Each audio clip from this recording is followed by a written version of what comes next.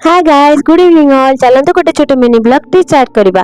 पतिदेव आसिले ऑफिस रो मते हाथ रे जरी पुडाटा को देकी कहले याकू नियो भलसा को कसा कसे करके बनाओ। मु देखिली कोन से भितरे तो देखिला बेलू मटन। मु पतिदेव को कहली ताकू धुआ धुई करके मसला मसली गुली के रखि दियो, मु तापर मु बनेबी। तो पतिदेव मटन को धोई देले आ सेतिरे किछि गुंड मसला देले, हळदी गुंड, जीरा गुंड, धनिया गुंड, काश्मीरी लंका गुंड गोटे गोटे स्पून देले। तापर अदा रसुण पेस्ट 2 स्पून, मटन मसला 2 स्पून, स्वाद अनुसार लूण आ किछि सोरस तेल देकी भल से गोली देले। सबुतक को गोला गोली करदेले। तापरे एठी देखंतु मु तांको कहली पियाज आलू टमाटो पियाज सब काटिकी मते दे दियो। से क्रिकेट देखि देखि एठी काटि देले। आ हेलमेट लगेई काटि देले संग माने, काहे के ना पियाज काटिले काले आखी जळे, तो सेति पे से सेमिति काटि देले। आमे तो सेमिति करि पारु ना, आमे सेमिति ही काटुबो, आखी जळिबो, पोड़िबो, मरिबो। चलो आ एठी देखंतु आम मटन दा स्टार्ट करिबा। तो एटा आलू को प्रथमे तेल रे छाणी नेली।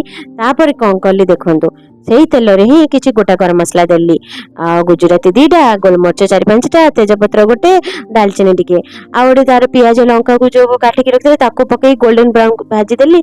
तापर एटे टमाटो को मध्य गोटे काटी के रखले पकई देली। ताको टमाटो को कुक होला जाई देखिबा।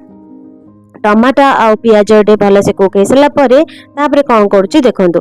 एटे देखंतु मु एटे अगरार नेथिली ए अटा चकुड़ी बार मेसिन। आ मो एटे हाथ रे चकुड़ीनी संग माने मो मेसिन चकुड़ी देला, काहे के ना एटे मु मटन झोल सहित रुटी करबी।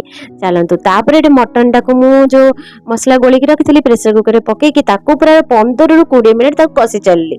कसिबे कसिबे कसिबे जेतल हाफ कुक हे जिवो तापर मु आलू को जो छाणी के रखितली ताको पकई देली। आ आलू टाको 2 मिनिट कसिली, काहे मसला सहित तो भिजेटा दरकार ना। 2 मिनिट कसी सारा पर मु एपटे पानी गरम करथिली। मते जेतिकी झोल को दरकार ता अनुसार मु पानी देली, गोटे स्पून गरम मसला देली, कस्तूरी मेथी हाथ रे ग्रेस करके दे देली। जदि फ्रेश धनिया पत्र आपण मानक पाखरे अछि तो दे देबे, कस्तूरी मेथी को स्किप कर देबे। तापर एटे मु 2टा सीटी आसबा को छाड़ी देली। देखो मोर एटी 2टा सीटी आसी गला तो गैस को ऑफ कर देली। आ चलंतु गैस जते बेरे हमर प्रेशर कुकर ठंडा हे गला मु स्टार्ट करली एटे खोलिबारे। देखो मटन झोलटा केते बढ़िया से हिची संग माने, मटन भी बहुत बढ़िया से हिची, आलू बिल्कुल भी भांगीनी। हां एटे गोटे कथा कहरो कि संग माने आलूटा को केबे भी चोपा छड़ेबेनी जते बेले मटन करचंदी। आ आलू को सब बेले छाणी के पके बहुत बढ़िया लागिवो। झोलटा तो पूरा मस्त हिची संग माने।